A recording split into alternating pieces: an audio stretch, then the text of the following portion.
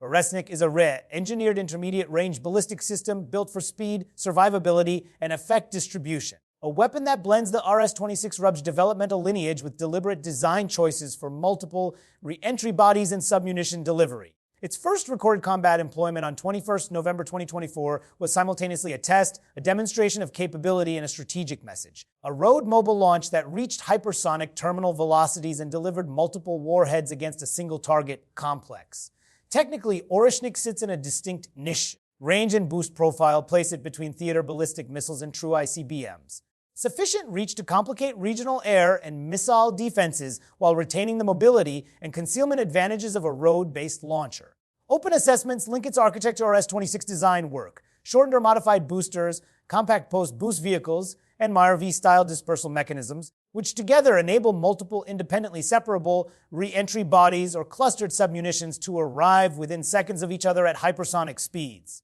That terminal velocity is the defining feature. Kinetic energy at Mach 10+ significantly magnifies destructive potential and complicates existing interceptor timelines. Operationally, the system is a dual-use escalation force. Its payload options and reported conventional high explosive fragmentation clusters or strategic nuclear devices give planners a toolkit for both area denial and strategic coercion.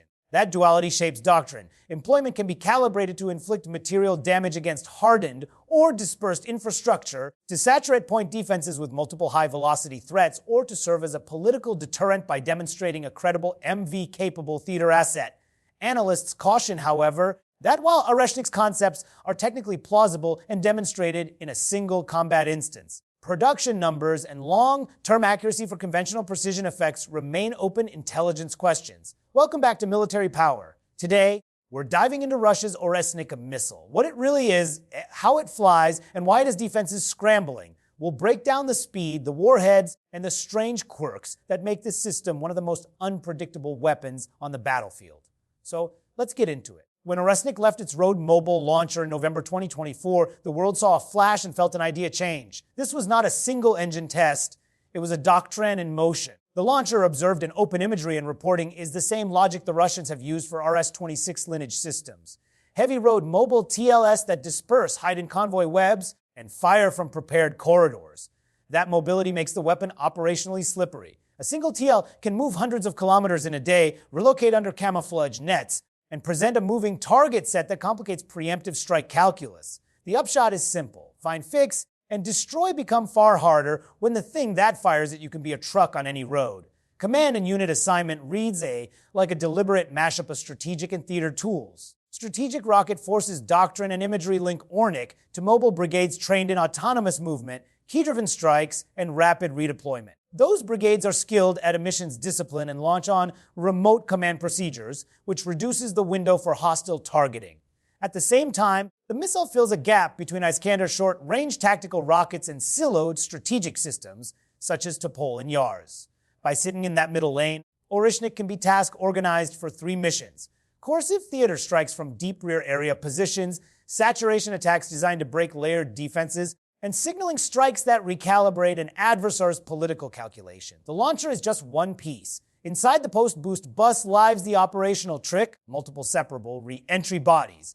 Reported public estimates describe up to 6 re-entry bodies or cluster-style submunition layout, each arriving at terminal speeds the Russians claim exceed Mach 10. Those numbers are not rhetorical. At Mach 10, a re-entry body closes at roughly 430 miles. For the defender, that compresses sensor, decision, and interceptor timelines into measured tens of seconds. Radar tracks multiply, association algorithms struggle, and human decision loops fray. A single salvo becomes a test of software, process, and money, because each incoming track can force launch of an expensive interceptor. Warhead options turn tactical ambiguity into strategic leverage. Oreshnik has been described in open reporting as dual-capable configurable for conventional submunitions, unitary penetrators, or nuclear packages. Concretely, conventional submunition loads are optimized for area denial, runway cratering, fuel terminal destruction, and logistics node disruption, while unitary penetrators paired with delayed, fusing target-hardened hangars and subterranean facilities.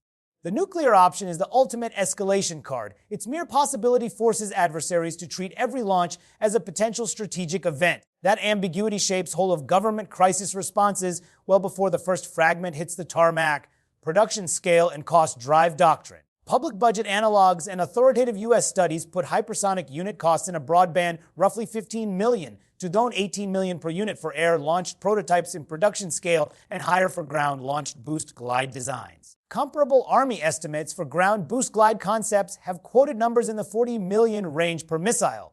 Using these reference points, a reasonable working estimate for a complex MIRV-capable hypersonic like Oreshnik is tens of millions per round when produced at scale, likely higher in early limited production batches. That price tag explains selective employment, sparing use for high V-value targets, signaling strikes for coercion or concentrated salvos when commanders want to drain adversary interceptors and force replenishment. Defenders count dollars, too. Modern interceptors carry steep per-shot prices. Patriot Patch 3 interceptors are routinely priced in the mids, single-digit millions of dollars per missile, while ship-based SM family interceptors can range from single-digit to tens of millions per round, depending on variant. That economic mismatch is part of Oreshnik effect. Using one hypersonic round to force the expenditure of multiple multi-million-dollar interceptors is a war economy lever. The result is a cascading logistics problem. Reloads, transport, and forward stockpile distribution suddenly become decisive campaign variables. How Oreshnik changes the map is both tactical and cognitive. Tactically, air bases, repair yards, fuel hubs, and logistics railheads that once had hours of warning must now be defended for minutes or even seconds. Carrier strike group commanders must calculate pre-departure risk corridors based on assumed depth of launcher penetration inland.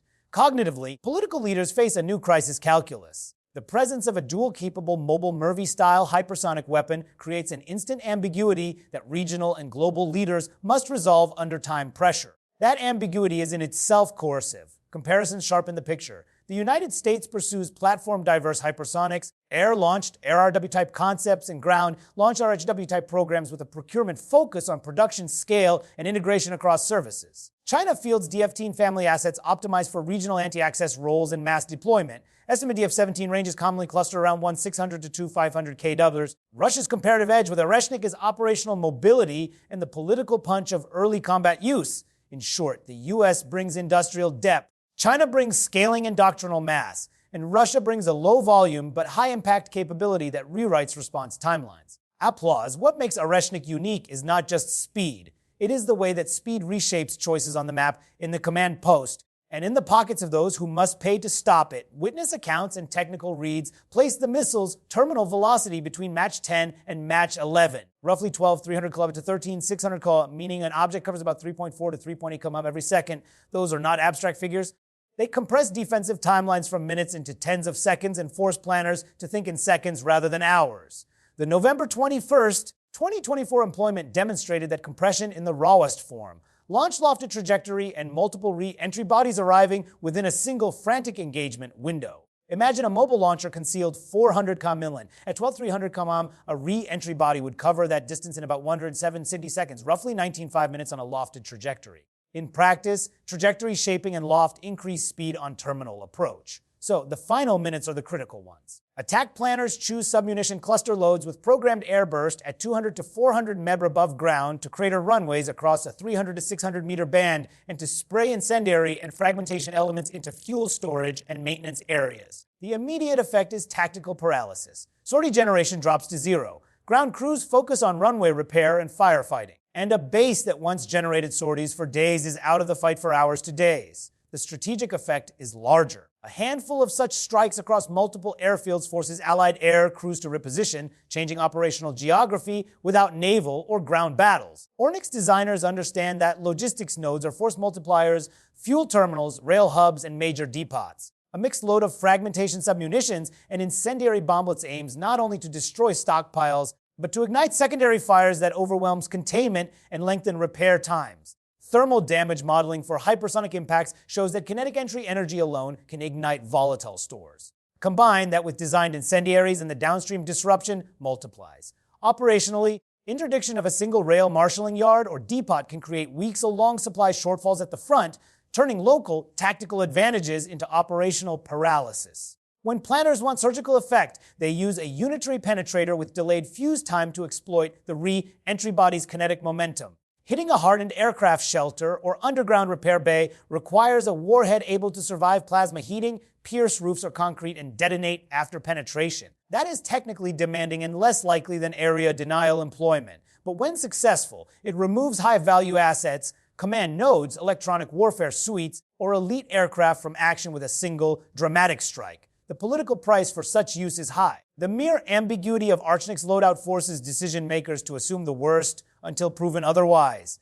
Cost and production realities determine frequency. Public cost comparisons for hypersonic programs place unit production costs in a wide band. Air-launched prototypes in U.S. programs have been estimated around $18 million per unit at scale, while ground-launched boost glide and MIRV-capable systems run materially higher in early batches. Independent reporting and defense analysts place plausible Oreshnik per round cost in the tens of millions of dollars range in production.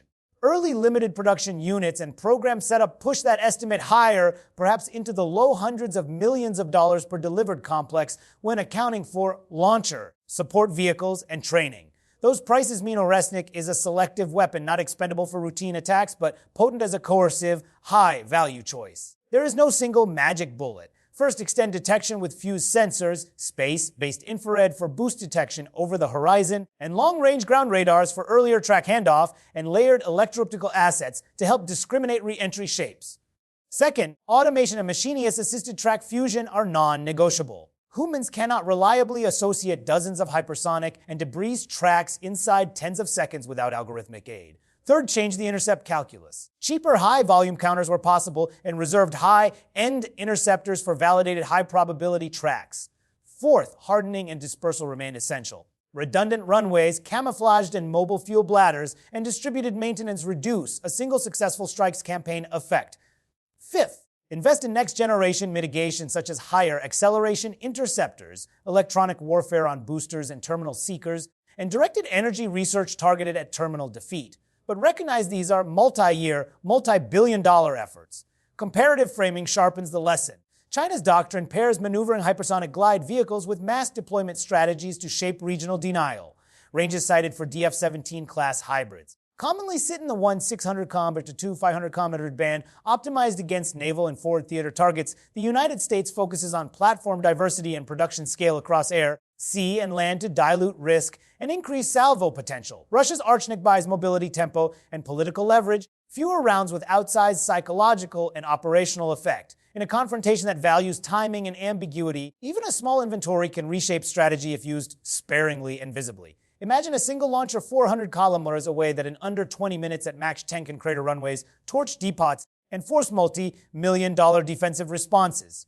Would your nation invest the billions to change that calculus or accept the new normal? That question is the pulse of Oreshnik's strategic value, not only what it destroys, but how it forces an entire alliance to spend, plan, and decide differently long before the next missile leaves its launcher. So here's the truth. Oreshnik is not just a missile. It's a stopwatch that starts the second it leaves the launcher, and by the time it hits, the world has already changed. What do you think? Could Patriot, Aegis, or Iron Dome stand against something flying at 13,000 km per hour? Or is this the weapon that finally outruns defense itself? Drop your thoughts below. Smash that subscribe button and join us as we uncover the next chapter in the race for hypersonic dominance. The future of war is here, and it's faster than you can imagine.